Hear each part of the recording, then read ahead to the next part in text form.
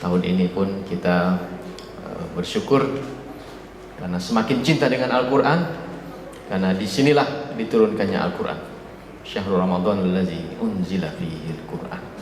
Sebagai apa? Quran itu hudal linnas, petunjuk bagi manusia, wa bayyinatin minal huda, dan penjelasan terhadap petunjuk-petunjuk itu, wal furqan, pembeda.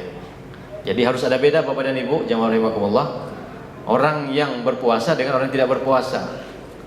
Kaum muslimin itu harus menunjukkan identitasnya. Salah satunya adalah di bulan suci Ramadan kita harus lebih cinta dengan Al-Quran. Nah kemudian tadi di rakaat pertama, subhanallah, ayat yang dibacakan surah Nuh ayat 10, 11, 12 itu mengingatkan kita untuk segera banyak-banyak beristighfar kepada Allah Subhanahu wa taala. Auzubillahi minasyaitonirrajim. Bismillahirrahmanirrahim. Faqultu astaghfiru rabbakum innahu kana ghaffara. Ya, wahai Nuh, katakanlah Tuhanmu itu Maha Pengampun. Minta ampunlah kepada Allah. Innahu kana ghaffara. Karena Allah itu Maha Pengampun.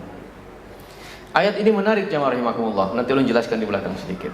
Dalam tafsir Imam At-Tabari, Imam Qurtubi diceritakan tentang latar belakang ini, dan ada cerita yang menarik di sini, yaitu ketika Imam Hasan Al-Basri ditanya oleh murid-muridnya, "Wahai Imam Hasan Al-Basri,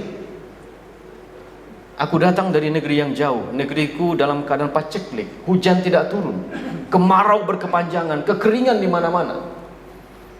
Wahai Imam Hasan Al-Basri, apa yang harus aku lakukan?" Kata Imam Hasan Al-Basri, banyak-banyak beristighfar kepada Allah. Satu.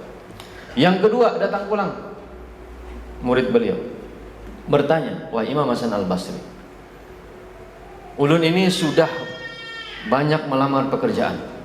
Melamar di Satpol PP sudah, di Dishub sudah juga, kada diterima orang.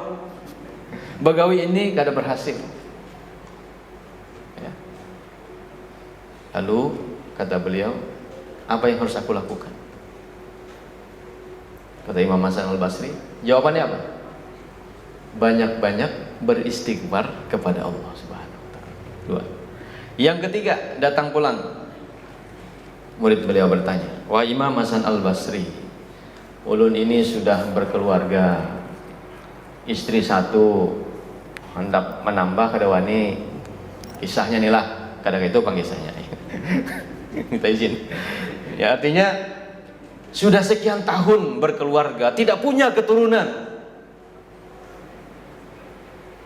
Sudah juga berusaha, berobat, bertambah, minum herbal ini macam-macam, sudah juga, tapi belum juga dikaruniai keturunan. Lalu Imam Hasan Al-Basri, apa yang harus ulun lakukan? Kata Imam Hasan Al-Basri, banyak-banyak beristighfar kepada Allah Subhanahu wa taala. Murid beliau yang bernama Rabi itu mengatakan bahwa, "Wahai Imam Hasan Al-Basri, 3 pertanyaan, orangnya berbeda-beda, tahunannya beda-beda, kenapa pian jawab sama jawabannya? Banyak-banyak beristighfar kepada Allah Subhanahu wa taala." Nah, lalu kemudian Imam Hasan Al-Basri menjawab, "Sebetulnya bukan aku yang menjawab, tetapi Al-Qur'anlah yang menjawab." Ya, tadi ayat yang dibacakan oleh imam kita seolah-olah tadi di Masjidil Haram kita sembahyang. Faqultu astaghfiru rabbakum innahu kana ghaffar. Ya. Segeralah engkau minta ampun kepada Tuhanmu, karena Allah itu Maha Pengampun. Dengan istighfar yang engkau ucapkan, dengan istighfar yang engkau lapaskan, dengan istighfar yang engkau senantiasa lantunkan, maka yursilis sama alaikum midororo, maka Allah akan menurunkan hujan yang lebat untuk kalian. Allah yang menjawab. Yursilis sama alaikum midororo wa yumdidukum bi amwalin, dan dialah yang kemudian memudahkan, ya, mencukupkan harta benda kalian, wa banin, dan memperbanyak keturunan-keturunan kalian.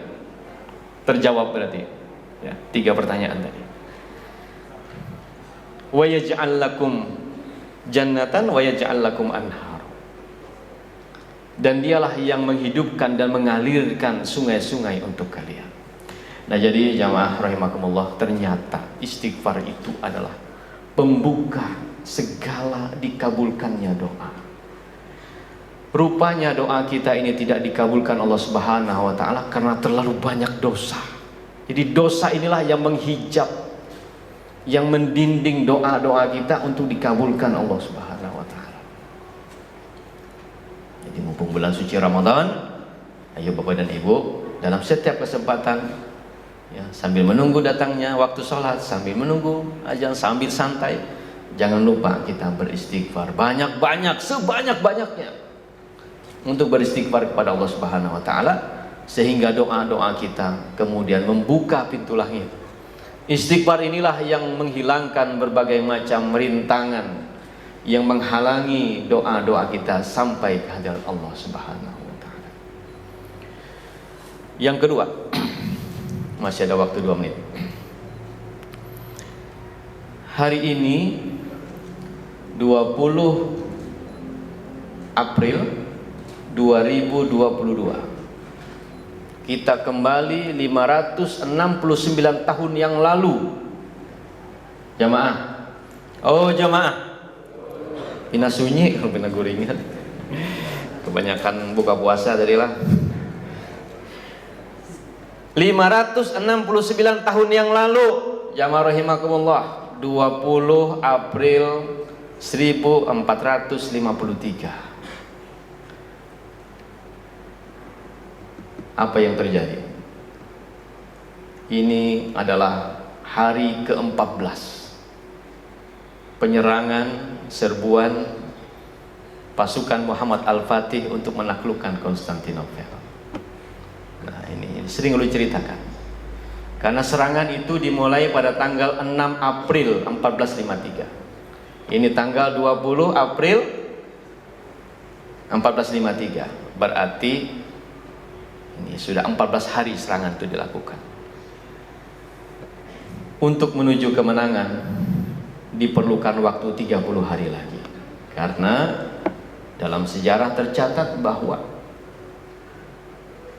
Muhammad Al-Fatih beserta pasukannya saat ini sedang berjuang luar biasa untuk menaklukkan sebuah benteng terkuat di dunia yang berusia ribuan tahun dengan 150 kali serangan dalam 1000 tahun itu, dan tidak seorang pun berhasil melakukan itu.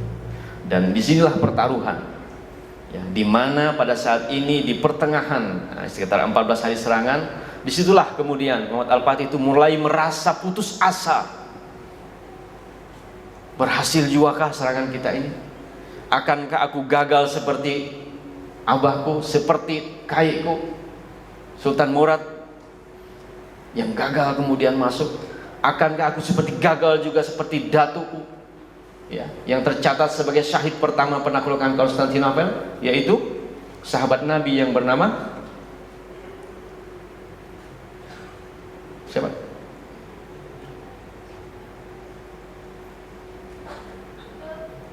Masjidnya ada nggak? Siapa namanya Bapak?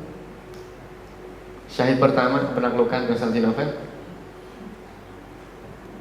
Halo.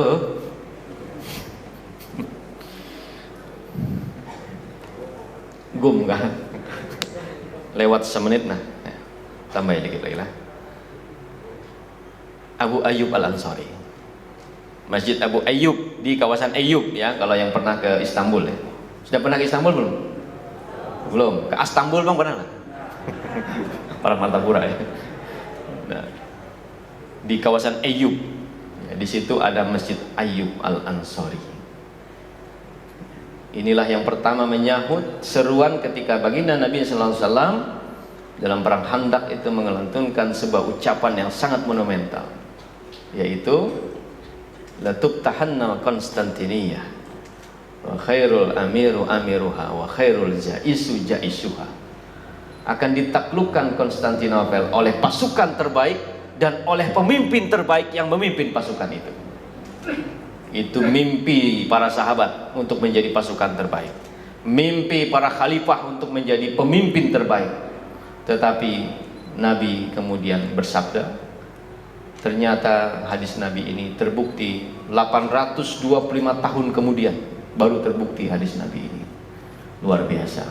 Jadi inilah saat dimana Muhammad Al-Fatih sedang gundah gulana, berhasil juaka serangan ini, sampai datang seorang penasihat beliau, guru beliau yang bernama Syekh Syamsuddin, yang kemudian memberikan nasihat, lalu kemudian memberikan spirit kepada beliau, lalu kemudian menculik beliau, membawa beliau menuju satu tempat di mana beliau menyampaikan bahwa disinilah makam Abu Ayyub Al-Ansari. Inilah yang pertama menyahut seruan Nabi SAW, maka engkau harus bisa memenangkan pertempuran ini. Nah, itulah jamaah rahimakumullah. 30 hari kemudian akhirnya kita melihat sejarah kemudian berubah. Inilah akhir abad pertengahan, dimulainya abad baru dengan sebuah peradaban baru, di mana kemudian Konstantinopel, Bizantium runtuh peradabannya sampai hampir 600 tahun berkuasa. Nah, kemudian disinilah awal abad baru, bagaimana kaum muslimin kemudian menjadi pemimpin dunia, dan seterusnya sampai kemudian luntuhnya Turki Utsmani.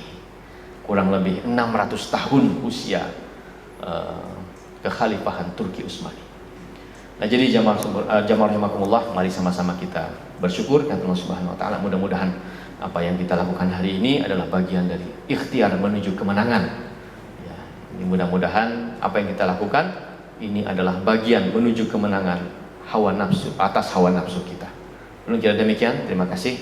Minta maaf terlewat sedikit, sekitar 3 menit dari tulisan ini, karena maksimum sampai 10 menit.